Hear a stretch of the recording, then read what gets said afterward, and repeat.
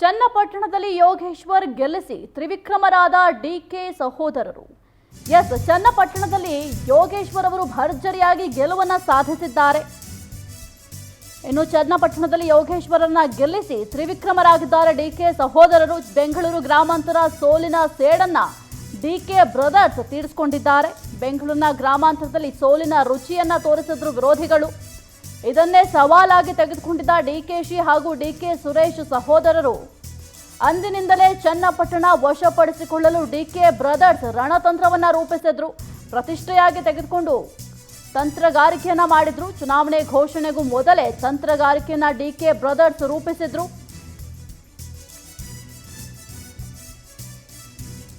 ಖುದ್ದು ಜೆಡಿಎಸ್ ಒಕ್ಕಲಿಗ ನಾಯಕರನ್ನು ಸದ್ದಿಲ್ಲದೆ ಸೆಳೆಯುವಲ್ಲಿ ಸಕ್ಸಸ್ ಆಗಿದ್ದಾರೆ. ನಮ್ಮದೇ ಸರ್ಕಾರ ಇದೆ ಅಂತ ಒತ್ತಿ ಡಿಕೆ ಸಹೋದರರು ಪ್ರತಿ ಬಾರಿಯೂ ಕೂಡ, ಅಂದ್ರೆ ಯಾವುದೇ ಸಭೆ ಮಾಡಲಿ ಸಮಾರಂಭ ಮಾಡಲಿ ಎಲ್ಲ ಕಡೆಯೂ ಕೂಡ ಪ್ರತಿ ಬಾರಿಯೂ ಕೂಡ ಹೇಳ್ತಾ ಇದ್ರು ನಮ್ಮದೇ ಸರ್ಕಾರ ಇದೆ ಅಂತ. ಯೋಗೇಶ್ವರನ್ನ ಗೆಲ್ಲಿಸಿ ಪಕ್ಷ ಹಾಗೂ ತಮ್ಮ ವರ್ಚಸ್ಸು ಎರಡನ್ನೂ ಕೂಡ ಡಿಕೆ ಸುರೇಶ್ ಹಾಗೂ ಡಿಕೆ ಶಿವಕುಮಾರ್ ಅವರು ತಮ್ಮ ವರ್ಚಸ್ಸನ್ನ ಹೆಚ್ಚಿಸಿಕೊಂಡಿದ್ದಾರೆ.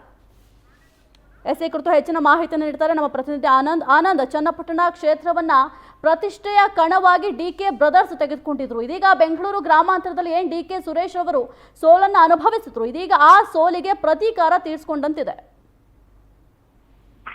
ಖಂಡಿತವಾಗ್ಲೂ ರೈತ, ಪ್ರಮುಖವಾಗಿ ಡಿಕೆ ಶಿವಕುಮಾರ್ ಅವರು ಬೈ ಎಲೆಕ್ಷನ್ಗೂ 2 ತಿಂಗಳ ಮೊದಲೇ ಚುನಾವಣಾ ಅಖಾಡಕ್ಕೆ ಇಳಿದಿದ್ರು. ಚನ್ನಪಟ್ಟಣ ಕ್ಷೇತ್ರವನ್ನ ಹದ ಮಾಡ್ಕೊಳ್ಳೋದಕ್ಕೆ ಏನೆಲ್ಲ ಒಂದು ಪೂರ್ವ ತಯಾರಿಯನ್ನ ಮಾಡ್ಕೋಬೇಕು ಅದೆಲ್ಲವನ್ನು ಕೂಡ ಸಿದ್ಧತೆಯನ್ನ ಮಾಡ್ಕೊಂಡಿದ್ರು. ಜೊತೆಗೆ ಸುಮಾರು 1500 ಕೋಟಿಯಷ್ಟು ಅಭಿವೃದ್ಧಿ ಯೋಜನೆಗಳಿಗೆ ಚಾಲನೆಯನ್ನ ನೀಡಿ ಜನರ ಒಂದು ಮನವನ್ನ ಸೆಳೀತಕ್ಕಂತ ಒಂದು ಪ್ರಯತ್ನವನ್ನು ಕೂಡ ಮಾಡಿದ್ರು.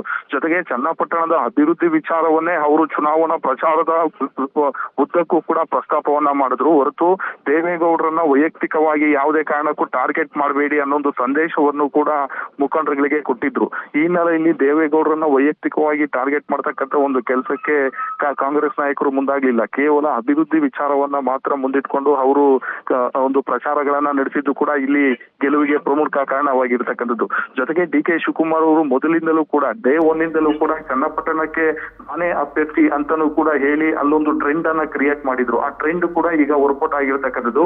ಅಂತಿಮವಾಗಿ ಸಿ.ಪಿ. ಯೋಗೇಶ್ವರ್ ಅವರ ಪರವಾಗಿರ್ತಕ್ಕಂಥ ಅನುಕಂಪ ಅಲೆ, ಜೊತೆಗೆ ಡಿಕೆ ಶಿವಕುಮಾರ್ ಅವರು ನಾನೇ ಕ್ಯಾಂಡಿಡೇಟ್, ಸಿ.ಪಿ. ಯೋಗೇಶ್ವರ್ ಅವರು ನಿಂತಿದ್ರು ಕೂಡ ಅಲ್ಲಿ ಸೋತ್ರು ನಾನೇ ಗೆದ್ರು ನಾನೇ ಅನ್ನೋ ಒಂದು ವಿಚಾರವನ್ನ ಪ್ರಸ್ತಾಪ ಮಾಡಿ ಒಕ್ಕಲಿಗ ಸಮುದಾಯವನ್ನ ಸೆಳೀತಕ್ಕಂಥ ಒಂದು ಪ್ರಯತ್ನವನ್ನು ಕೂಡ ಮಾಡಿದ್ರು. ಜೊತೆಗೆ ಅಹಿಂದ ಹಾಗೆ ಮುಸ್ಲಿಂ ಸಮುದಾಯವೂ ಕೂಡ ಕಾಂಗ್ರೆಸ್ ನಾಯಕರ ಒಂದು ಕೈ ಹಿಡಿದು ಕೂಡ ಇಲ್ಲಿ ಗೆಲುವಿಗೆ ಪ್ರಮುಖ ಕಾರಣ ಆಗಿರ್ತಕ್ಕಂಥದ್ದು. ಒಟ್ಟಲ್ಲಿ ಡಿಕೆ ಶಿವಕುಮಾರ್ ಅವರು ಬೆಂಗಳೂರು ಗ್ರಾಮಾಂತರದ ಸೋಲನ್ನ ಈ ಮೂಲಕ ಒಂದು ಸೇಡನ್ನ ತೀರಿಸಿಕೊಂಡಿದ್ದಾರೆ.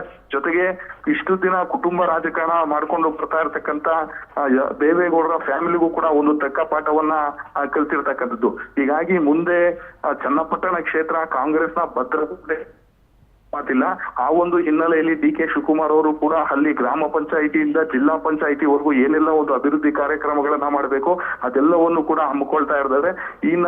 ಇದನ್ನ ಸೂಕ್ಷ್ಮವಾಗಿ ಗಮನಿಸೋದ್ರೆ ಖಂಡಿತವಾಗ್ಲೂ ಇನ್ನು ಮುಂದೆ ಚನ್ನಪಟ್ಟಣ ಜೆಡಿಎಸ್ ಕೈ ತಪ್ಪಿ ಹೋಗೋದ್ರಲ್ಲಿ 2 ಮಾತಿಲ್ಲ. ಹಾಗಾಗಿ ಡಿಕೆ ಶಿವಕುಮಾರ್ ಅವರು ಈ ಒಂದು ಗೆಲುವಿನ ಕ್ರೆಡಿಟ್ ಅನ್ನ ತೆಗೆದುಕೊಳ್ತಾ ಇದ್ರು ಕೂಡ ಸರ್ವೇ ಸಾಮಾನ್ಯವಾಗಿ ಪಕ್ಷದ ಮುಖಂಡರು ಕೂಡ ಹೇಳ್ತಾ ಇರ್ತಕ್ಕಂಥದ್ದು ಈ ಗೆಲುವಿನ ಕ್ರೆಡಿಟ್ ಡಿಕೆ ಶಿವಕುಮಾರ್ ಅವರಿಗೆ ಸಲ್ಲಬೇಕು ಅಂತ ಹೇಳ್ತಿದ್ದಾರೆ. ಓಕೆ, ಥ್ಯಾಂಕ್ ಯು ಆನಂದ್ ನಿಮ್ಮೆಲ್ಲ ಮಾಹಿತಿಗಾಗಿ.